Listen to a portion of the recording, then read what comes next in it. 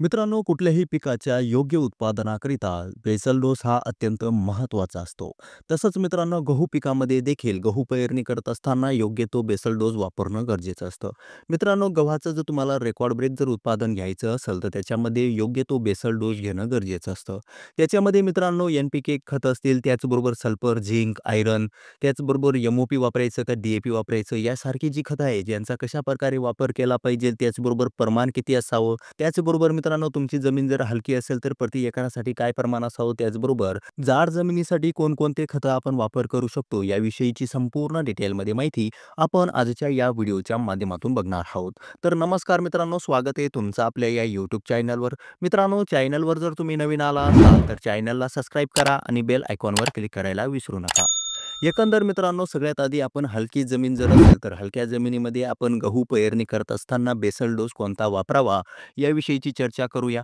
त्यामध्ये मित्रांनो, जर तुमची हलकी जमीन असेल तर अशा परिस्थितीमध्ये तुम्हाला त्याच्यामध्ये एस-एस-पी म्हणजेच सिंगल सुपर फॉस्फेटच्या 2 बॅगा तुम्हाला वापर करणं गरजेचं आहे. मित्रांनो, हा जो मी डोस सांगत आहे हा प्रति एकराचं प्रमाण याच्यामध्ये असणार आहे. यामध्ये तुम्हाला सुरुवातीच्या काळामध्ये 2 बॅगा सिंगल सुपर फॉस्फेटचा वापर करायचा आहे. यामध्ये मित्रांनो, सिंगल सुपर फॉस्फेटचा जर आपण विचार केला तर याच्यामध्ये अत्यंत महत्त्वपूर्ण मूलद्रव्ये आपल्याला बघायला मिळत असतात. त्याच्यामध्ये कॅल्शियम असेल, त्याचबरोबर फॉस्फरस असेल आणि त्याच्यामध्ये सल्फर देखील मोठ्या प्रमाणावर असल्यामुळे हे अत्यंत नावाजलेलं त्याचबरोबर चांगल्या प्रकारचं हे खत मानलं जात असतं.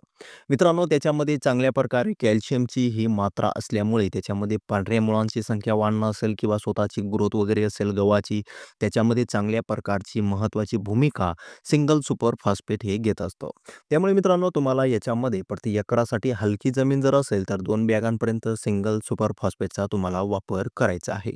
त्यासोबतच मित्रांनो, तुम्हाला डी-ए-पीचा वापर करायचा आहे. डी-ए-पीचा जर आपण विचार केला तर साधारणतः प्रति एकरासाठी 50 किलोग्रॅमपर्यंत तुम्हाला डी-ए-पी या खताचा वापर करायचा आहे.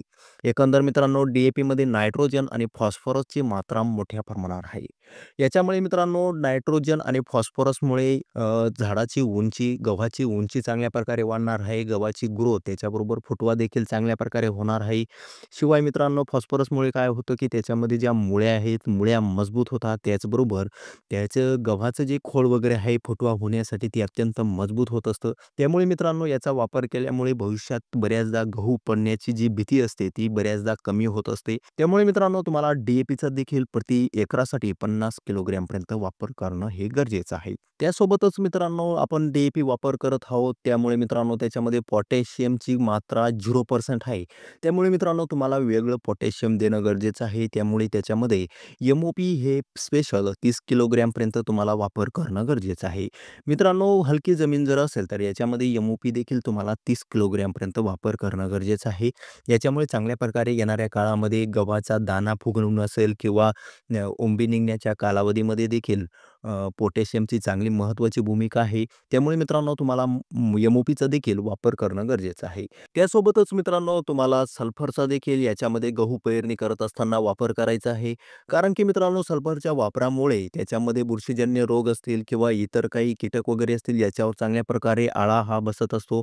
त्याचबरोबर पांढऱ्या मुळांची संख्या वाढण्यासाठी आणि आपण ही जी खतं देतो आहे, ही खतं अपटेक करण्याकरिता सल्फरची अत्यंत महत्त्वपूर्ण भूमिका असल्यामुळे त्याच्यामध्ये मित्रांनो, प्रति एकरासाठी तुम्हाला हलकी जमिनीमध्ये 8 किलोग्रॅमपर्यंत बेनसाचा वापर करणं गरजेचं आहे.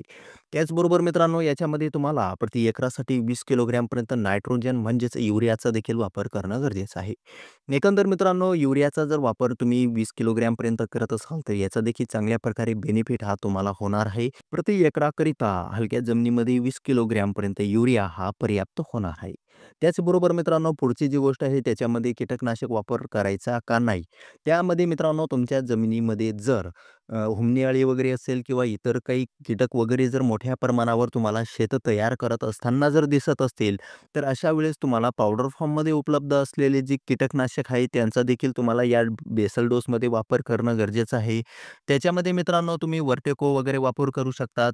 त्याचबरोबर बायर कंपनीचं बिकोटा असेल किंवा फ्युरी वगैरे असेल, ही जी कीटक आहे नाशक आहेत, हे कीटकनाशकांचा तुम्ही वापर करू शकतात.